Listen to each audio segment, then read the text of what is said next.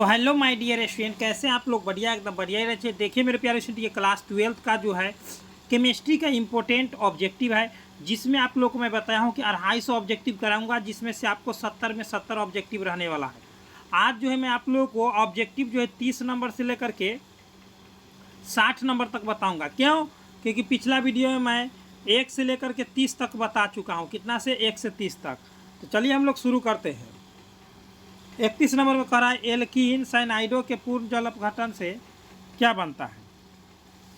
तो एल्कीन साइनाइडो के पूर्ण जल अपघटन से क्या बनता है मेरे डियर स्टूडेंट? तो वो बनता है एमीन, याद रखेंगे। आगे क्या कर रहा है? 1 डिग्री 2 डिग्री 3 डिग्री अल्कोहल में अंतर या जांच करते हैं, तो इसको जो है कौन सा मतलब 1 डिग्री 2 डिग्री 3 डिग्री अल्कोहल के जांच करते हैं, तो जानते हैं आप लोग ऑक्सीकरण विधि से भी होता है, विक्टर मेयर विधि से भी होता है, लुकास प्रतिकारक, इनमें से सभी तीनों से होता है। ठीक है ना, याद रखेंगे। 5 नंबरिया में भी एक बार पूछा है, 2000 आप लोग देखिएगा 22 या 23 में पूछा हुआ है। निम्नलिखित में कौन सबसे कम वाष्पशील है? तो सबसे कम वाष्पशील निम्न में से कौन सा है? तो वह जो है H2O है। कौन है? H2O है, याद रखेंगे मेरे डियर स्टूडेंट। आगे देखिए क्या कर रहा है। मोहर लवण के लिए कौन सा सूत्र हो जाएगा? तो मोहर लवण के लिए आप लोग को सूत्र हो जाएगा, आप लोग को iron sulphate ammonium sulphate into 7H2। एकदम right answer option number C हो जाएगा। आगे क्या कर रहा है? निम्न में से दुर्बलतम लिगेंड का उदाहरण कौन सा है? तो दुर्बलतम लिगेंड का उदाहरण जो है आप लोग को क्लोरीन पर माइनस होता है। ठीक है ना, याद रखेंगे ऑप्शन नंबर ए। ये 3 बार पूछा हुआ है। और मैं जो भी ऑब्जेक्टिव बता रहा हूँ मेरे डियर स्टूडेंट, याद रखेंगे, एग्जाम में डायरेक्ट आप लोग को यही सब फंसेगा। एसिड क्लोराइड से कीटोन बनाने के लिए प्रयुक्त अभिकर्मक कौन सा है? तो एसिड क्लोराइड से कीटोन बनाने के लिए प्रयुक्त अभिकर्मक जो होता है डाईमिथाइल कैडमियम होता है। कौन होता है? डाईमिथाइल। कीटोन का सूत्र आप लोग जानवे करते हैं, दोनों तरफ से बॉन्ड खाली होता है। एसिड क्लोराइड क्या होता है? COCl होता है, एक तरफ से बॉन्ड खाली होता है। ये एसिड क्लोराइड, ये कीटोन है, इसमें बदलना है तो डाईमिथाइल कैडमियम का उपयोग करना पड़ता है। अब आए करा एनिलीन एवं एसिटल्डिहाइड। एनिलीन का सूत्र आप लोग जानवे करते हैं कि बेंजीन में बॉन्ड NH2 लग गया तो एनिलीन हो गया। एसिटल्डिहाइड मतलब CH3CHO, इसको हम लोग कहते हैं एसिटल्डिहाइड, है ना। तो दोनों प्रतिक्रिया करके एस्किप्स बेस बनाता है। क्या बनाता है? एस्किप्स बेस बनाता है।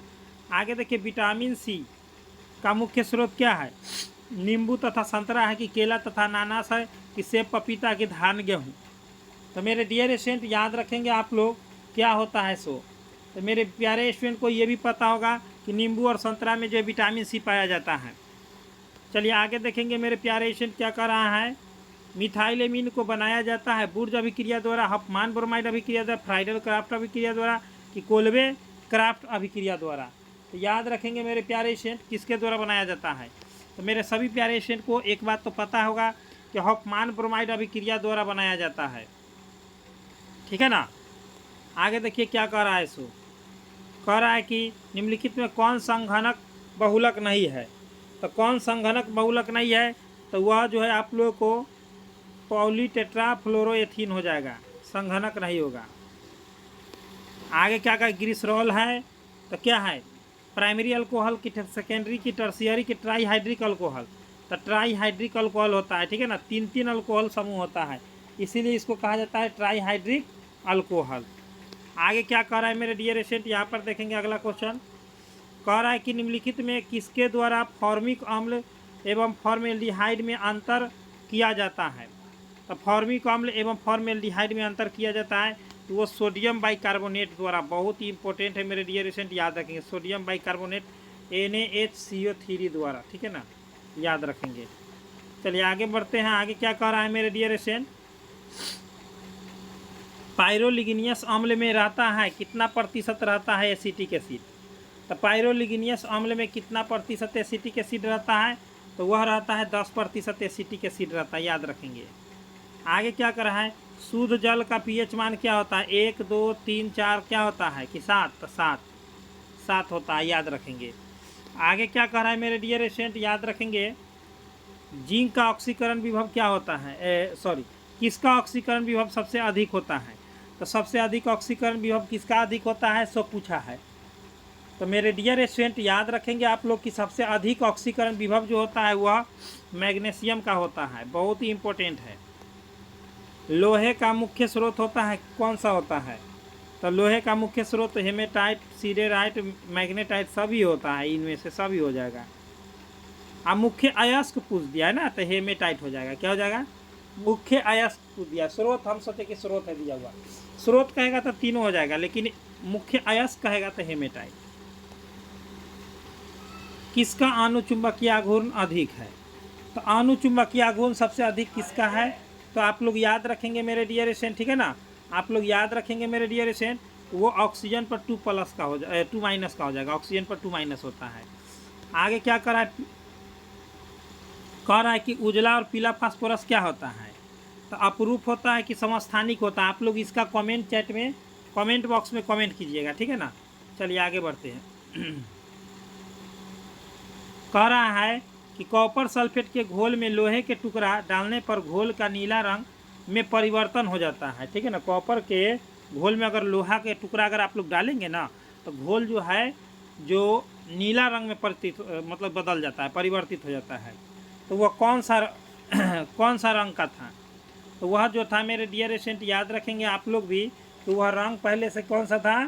तो वह भूरे रंग में बदल जाएगा। कौन सा रंग में? भूरे रंग में बदल जाएगा, ठीक है। नीले रंग से भूरे रंग में लोहा डालिएगा। तो आगे देखिए क्या कर रहा है, कह रहा है कि ये जो है दिया गया, याद रखेंगे बरकी ब्रैकेट वाला जो भी रहेगा उपसह संयोजन यौगिक या जटिल यौगिक, उपसह संयोजन यौगिक या जटिल यौगिक होगा। चलिए आगे देखिए, एल्कोहल का क्रियाशील मूलक कौन सा है? तो एल्कोहल का होता है बॉन्ड OH, ठीक है ना। यहाँ पर CO होगा, कीटोन का होता है, ये हो जाएगा ये वाला। ये एल्डिहाइड का है, ठीक, ये कार्बोक्सिलिक है और ये कीटोन है, लेकिन ऑप्शन होगा डी। याद रखेंगे, सभी क्वेश्चन पूछता है। अब कह रहे हैं अमोनिया में नाइट्रोजन का संकरण, या हीरा में आप लोगों को संकरण पूछेगा, या फॉस्जीन गैस में संकरण पूछेगा, या आप लोगों को मेथेन में पूछेगा, मेथेन में या एथेन में, मेथेन या एथेन में, तो आप लोग sp3 मार के आएंगे, ठीक है ना। ये सभी पूछता है, 100% पूछता है, आप लोग घबराना नहीं है, ठीक। आगे क्या कर रहा है, एक क्रिस्टल में कितने प्रकार के क्रिस्टल जालक संभव है? बताइए। तो संभव कहेगा तो 14 मारना है, और मूल कहेगा तो 7। मूल क्रिस्टल तंत्र 7 होता है और संभव वाला 14 होता है। आगे देखिए क्या कह रहा है मेरे डियर स्टूडेंट, निम्नलिखित में कौन सिर्फ एक ही ऑक्सी अम्ल बनाता है? तो वो फ्लोरीन है। कौन है? फ्लोरीन। फ्लोरीन सबसे ज़्यादा ऑक्सीकारक होता है, इसलिए ऑक्सी अम्ल बनाता है, ठीक है ना। याद रखेंगे मेरे प्यारे स्टूडेंट। आगे क्या कह रहा है,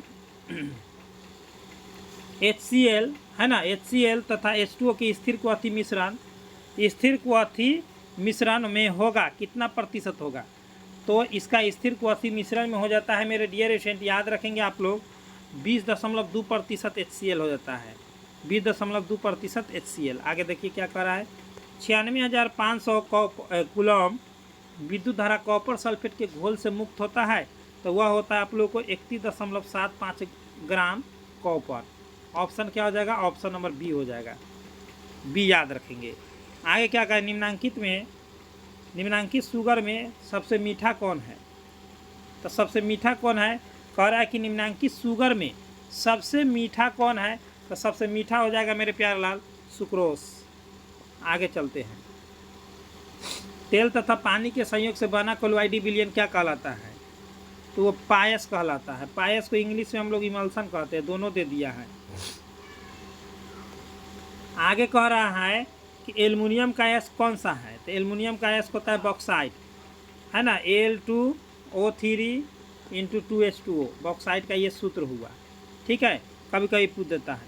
डोलोमाइट कैल्शियम का है, और याद रखेंगे हेमेटाइट जो है लोहा का है।